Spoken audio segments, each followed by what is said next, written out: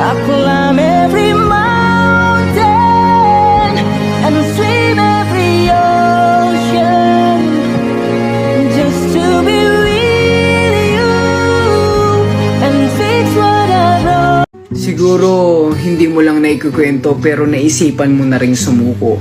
Alam mo, ramdam ko rin yan. Araw-araw nating pinagdadaanan yung salitang bawal mapagod. Hindi pwedeng tumigil kasi hindi patapos lahat ng kailangang gawin. Pero sabi nga nila, ang sagot sa pagod ay pahinga, hindi pagsuko. Lahat ng tao may pinaghihirapan kaya hindi malabong wala kang patutunguhan.